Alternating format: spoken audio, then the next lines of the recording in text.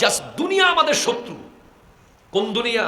এই লোভনীয় দুনিয়া, চাকচিক্যের দুনিয়া, ক্ষমতার দুনিয়া, হিংসার দুনিয়া। কে আমাদেরকে হাসর বুলিয়ে দিয়েছে? কে আমাদেরকে কবর বুলিয়ে দিয়েছে? কে আমাদেরকে কবরের কথা স্মরণ হতে দেয় না? যদি প্রশ্ন আসে, উত্তর আসবে যে দুনিয়া। একদিকে দুনিয়া, আরেকদিকে কবর, হাসর, জান্নাত। আমিত্বের দুনিয়া, অহংকারের দুনিয়া। এই দুনিয়া দুনিয়া দুনিয়া দুনিয়া যারা করবে তারা পথের ভিখারি হয়ে যাবে।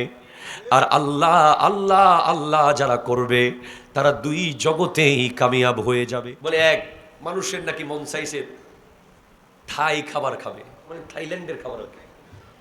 এখন উনি খবর টবর নিয়ে এক জায়গায় থাইল্যান্ডের খাবার পাওয়া যায় এমন জায়গায় গেছে। যাই দেখে দরজায় লেখা আছে থাইল্যান্ডি খাবেন না বাঙালি খাবেন, দরজা দুইটা। উনি থাইল্যান্ডে দিয়ে ঢুকে গেছে, থাই খাইতে আসছি। যাওয়ার পরে লেখা আছে এখানে খাবেন না বাসায় গিয়ে খাবেন, লেখা আছে এখানে খাবেন। ওই দরজা দিয়ে চলে গেছে। এরপর যাওয়ার পর বলে বসে খাবেন না হেঁটে হেঁটে খাবেন। এখন বসে খাবেনে ঢুকছে। এরপরে লেখা আছে আপনি কি বাকিতে খাবেন না নগদে খাবেন। এখন বেচারা কয় বাকিতে যদি পাই নগদটা আমার দরকার কি। সে বাকির দরজা দিয়ে ঢুকে গেছে। দেখে সে আগে যে রোড থেকে আসছিল ঠিক সেই রোডে যায় বাইরে গেছে। এই হলো দুনিয়ার লোভ পথের ভিখারি বানিয়ে ছাড়ে। ঠিক কিনা জোরে কথা বলে? যারা দুনিয়া দুনিয়া করেছে তারা এখানেও ভিখারি ওখানেও ভিখারি। ঠিক কিনা জোরে বলেন? আর যারা আল্লাহ আল্লাহ করেছে, যাদের গোটা জিন্দেগি তোমার সন্তুষ্টি আল্লাহ তোমার সন্তুষ্টি নিয়া তার হয়ে গেছে, দুনিয়া তার হয়ে গেছে। হযরতে মূসা আলাইহিস সালামের ঘটনা, আরো জোরে বলেন সুবহানাল্লাহ। মূসা আলাইহিস সালাম ছিলেন যে হযরতে শুআয়ব আলাইহিস সালামের মেয়ের জামাই।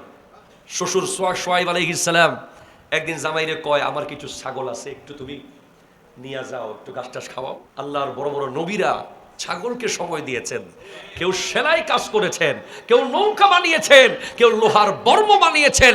এগুলো কেন করেছেন? তারা দুনিয়াকে জানিয়েছেন যে হালাল ইনকাম করার জন্য কোনো কাজ ছোট নয়। ঠিক কিনা জোরে বলেন?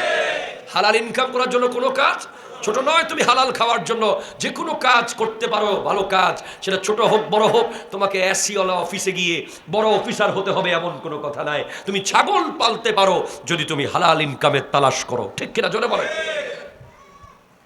মূসা আলাইহিস সালাম প্রচুর ক্লান্ত, সুবহানাল্লাহ। এতগুলো ছাগল নিয়ে উনি আছেন, কিছুক্ষণ পরে ওনার খুব ক্লান্ত লাগছে, উনি একটু ঘুমাবেন। কিন্তু চারপাশে ভয়ঙ্কর জঙ্গল, বাঘ আর বাঘ, ছাগল খাওয়ার মতো বহু প্রাণী আছে আশেপাশে।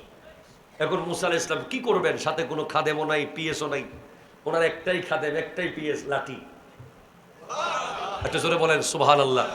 মূসা আলাইহিস সালামকে একটা লাঠি দিছে আল্লাহ, এমন এক পাওয়ারফুল লাঠি দিছে রে ভাই, যেই লাঠিটা যখন যা চায় তা হয়ে যায়।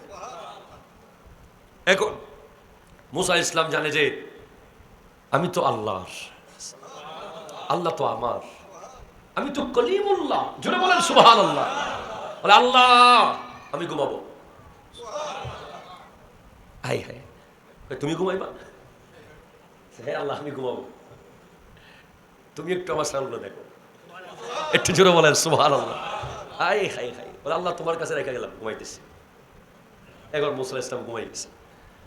ঘুমানোর পরে ঘুম থেকে উঠে দেখে যে বিশাল এক বাঘ এইভাবে দুই পা নিচে দিয়া মানুষের মতো দাঁড়ায় আছে, এইভাবে দুই হাত উপরে দিয়া, সামনে দুই পা উপরের দিকে। মূসা আলাইহিস সালামের লাঠি হচ্ছে তার কাঁধের উপরে, বাঘের কাঁধে। আরে আল্লাহ, মূসা আলাইহিস সালাম ঘুম থেকে উঠে কয় কিরে এত বড় বাঘ, কয়টা খাইছে আল্লাহ জানে, আগে গুনি। এখন ছাগল গুনতেছে, একটার মধ্যে দেখে সব ঠিক আছে, একটা ছাগলও কিচ্ছু পায় নাই। তখন বলে আল্লাহ কি ঘটনা কি? বাঘে ছাগল পাহারা দিচ্ছে। কয় মূসা তুমি আমার হয়েছো, দুনিয়া তোমার হয়েছে। মূসা তুমি আমার হয়ে গেছো, দুনিয়া তোমার হয়ে গেছে। তোমার জন্য সবাই খেদমত করতে প্রস্তুত, কারণ তুমি আমি আল্লাহকে রাজি করেছো।